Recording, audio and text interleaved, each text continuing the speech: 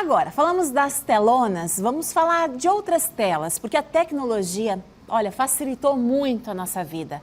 Por outro lado, tem gente que já diz, não consigo viver sem. E olha, isso dito assim, da boca para fora, você pode até achar que é algo normal, mas já tem nome, essa dependência das telas do celular, se chama nomofobia. É um nome diferente, um nome assim que a gente vai se acostumar a ouvir falar mais. E para entender o que é essa dependência, nós convidamos a psicóloga Amanda Dalry. Boa tarde, Amanda, seja bem-vinda ao Ver Mais. Obrigada, um prazer estar aqui. Amanda, até a gente já recebeu uma mensagem ali de uma espectadora que diz que usa com moderação. Sim. Né? O que pode ser considerado já alguém que já está com sintomas, sinais de dependência? Sim, é algo que não aparece diretamente na clínica, mas muito associado a outros quadros de ansiedade, né? A pessoa às vezes confunde com apenas uma ansiedade, né? Mas quando a pessoa começa a apresentar justamente sintomas fóbicos, que é aqueles sintomas clássicos de qualquer pessoa que tem fobia de um objeto, ao entrar em contato, começa a suar, a pressão baixa, ou ela sente que vai desmaiar, náuseas. Então, a pessoa realmente entra num mal-estar no corpo, assim, que é de uma angústia muito grande, né? Acaba a pessoa passando mal realmente por causa daquilo, ou imaginando estar sem aquilo. Se ela vai em algum evento, por exemplo, que não permite levar celular, ela já começa a desencadear isso. Então, é algo que aparece, mas não diretamente na clínica, é algo importante. Eu gostaria até de comentar uma situação, por exemplo, né? A gente usa o celular para o trabalho e tudo mais, e naquele momento de descanso, você começa ali, né, a zapear, a ver as redes sociais, e quando você se dá conta, você já perdeu horas, né? Você não descansou, não relaxou, não viu nenhum conteúdo interessante, mas estava ali. Se você calcular o tempo, isso também já é um indicativo de dependência?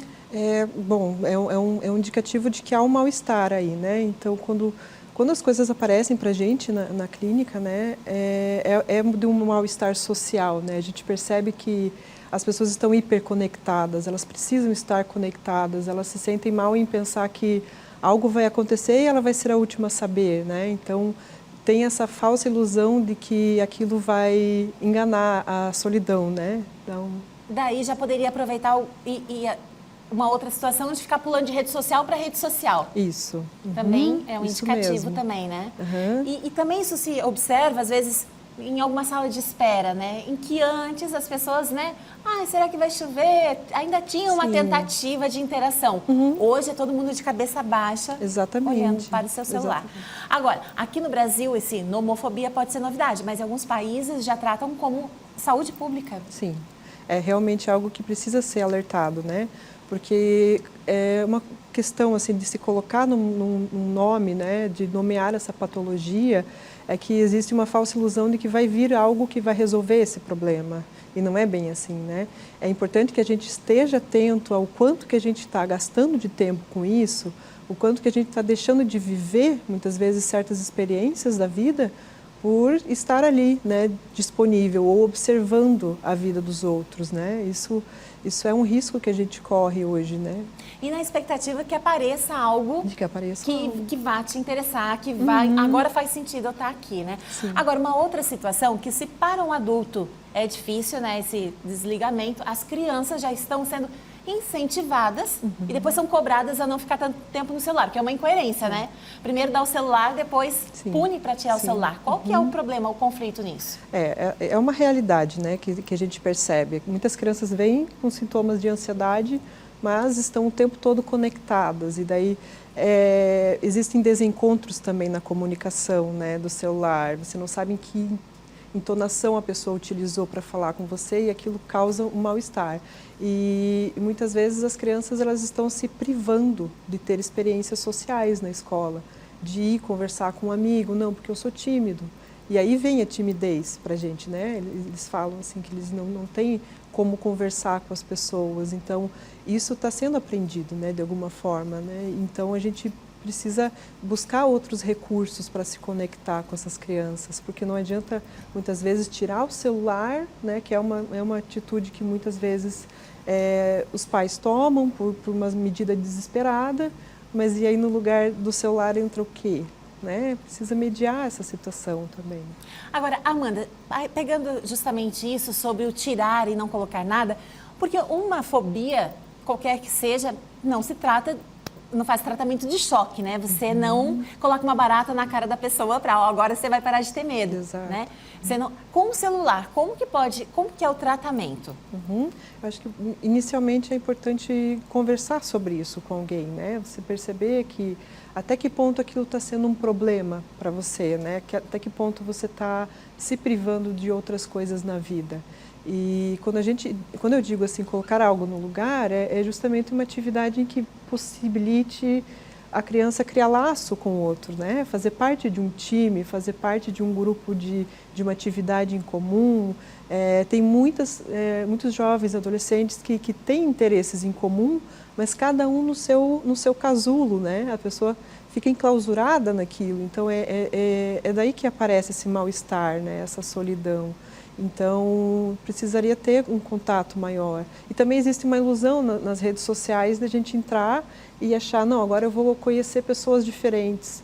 Mas não é isso que acontece. A gente encontra pessoas muito semelhantes, que vão circulando no mesmo assunto, não expande a experiência, né? Como a gente está presente com o outro, né? Eu tenho observado que muita gente também está deixando o celular no modo silencioso, por boa parte do tempo. Essa estratégia pode ser mais positiva ou criar uma dependência ainda maior de ficar verificando o tempo todo? Não é bem a solução, né? Porque você fica ali com algum receio de que alguém vai interromper, né? Algo aconteça e que você precisa estar disponível para o outro, né? De alguma forma, né? E aí você vai ficar verificando mais vezes do que simplesmente ir quando tem uma notificação. Perfeito. E mais uma pergunta, então, para a gente encerrar. O que você recomenda uma postura? Porque você traz uma coisa que a gente sempre gosta aqui de levantar. Às vezes, existe uma questão, por exemplo, a ansiedade. Né? Você fala, todo mundo, de certa forma, se sente ansioso. Mas a causa é que precisa ser investigada, né? Sim. Que não é uma coisa que gera ansiedade. Várias coisinhas, a pessoa se torna mais ansiosa. Então, o que você recomenda para essa pessoa que já sente que está com essa dependência, né? Como que ela pode mudar um pouquinho a rotina dela e não perder, porque afinal é uma ferramenta também de estudo, de trabalho. Inicialmente seria justamente procurar uma ajuda, né? Encontrar um profissional que possa te escutar, que você consiga trabalhar outras questões que muitas vezes são causas muito mais intrínsecas, né? sobre esse fenômeno que está acontecendo, né? A gente não gosta de ficar solitário, de ficar se sentindo único, sem ter laços, né? Mas existem outras formas de laço e isso precisa ser trabalhado de alguma forma. Ou também procurar outras formas de criar laço, né? Que não seja dependendo de uma rede, de uma rede social ou de estar ali disponível a pessoas que nem sempre estão ali se conectando contigo, né? E que nem sempre, exatamente, nem sempre estão se conectando e nem se importando tanto. Às vezes quem está do teu lado precisa muito mais da tua atenção do que um desconhecido, né? Como a gente tem uma certa dependência do nosso espectador, eu quero agradecer, mas no sentido positivo, né? A gente gosta de ter esse contato aqui também, principalmente com as mensagens que chegam no nosso WhatsApp. Então, Amanda Dalry, muito obrigada pela sua presença, obrigada pela sua fala, né? Muito esclarecedora. Muito obrigada. Muito obrigada, eu que agradeço.